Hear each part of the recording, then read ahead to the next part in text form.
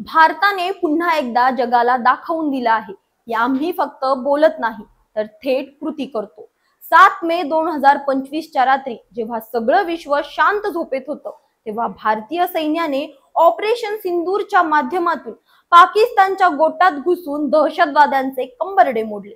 मुरीदिके, कोटली, मुझफ्फराबाद आणि बहावलपूर येथील लष्कर ए तोयबा आणि TRFच्या 9 तळांचा विध्वंस करत भारताने शत्रूंना पुन्हा एकदा सणसणीत धडा शिकवला।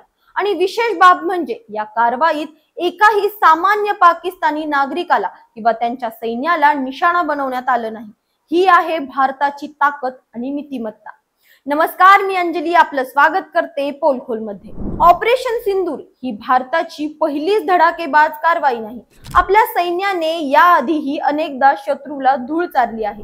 चला जरा मागे वळून पाहूया भारताच्या काही ऐतिहासिक ऑपरेशन्सना ज्यांनी शत्रूंची रात्रभर झोप उडवली।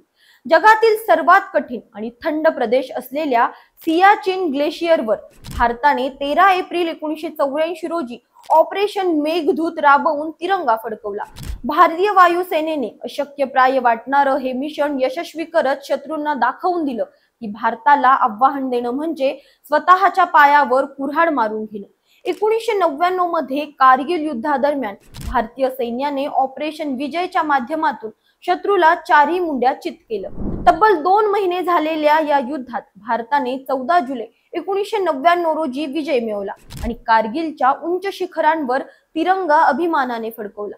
2001 मध्ये भारतीय संसदेवर झालेल्या दहशतवादी हल्ल्याने देश हादरला, पण भारताने हातावर हात ठेवून गप्प बसण्याऐवजी ऑपरेशन पराक्रम राबवलं। हजारो सैनिक सीमेवर तैनात करत भारताने शत्रूला स्पष्ट संदेश दिला की आमच्या संयमाची परीक्षा घेऊ नका। उरी येथील लष्करी छावणीवर 2016 मध्ये झालेल्या हल्ल्याचा बदला घेण्यासाठी भारताने थेट पाक व्याप्त काश्मीर मध्ये घुसून सर्जिकल स्ट्राईक केलं। दहशतवाद्यांचे तळ उद्ध्वस्त करत भारताने जगाला दाखवून दिलं की आम्ही शांततेचे पुजारी आहोत, पण गरज पडली तर युद्धातही कोणी आमच्या पुढे टिकू शकत नाही। पुलवामा हल्ल्यानंतर भारताने 2019 मध्ये बालाकोट मध्ये हवाई हल्ला करत दहशतवाद्यांचे अड्डे उद्ध्वस्त केले। भारतीय वायुसेनेच्या या धडाकेबाज कारवाईने शत्रूच्या मनात धडकी भरली। ऑपरेशन सिंदूर हे भारताच्या या गौरवशाली परंपरेचं नवपर्व आहे। दहशतवाद्यांना पाठिंबा देणाऱ्या प्रत्येकाला हा इशारा आहे की भारत आता गप्प बसणार नाही। आपल्या सैन्याच्या शौर्याने आणि सरकारच्या कणखर धोरणाने भारताने पुन्हा एकदा सिद्ध केलं आहे की आम्ही शांततेचा संदेश देतो, पण गरज पडली तर शस्त्रही उचलतो।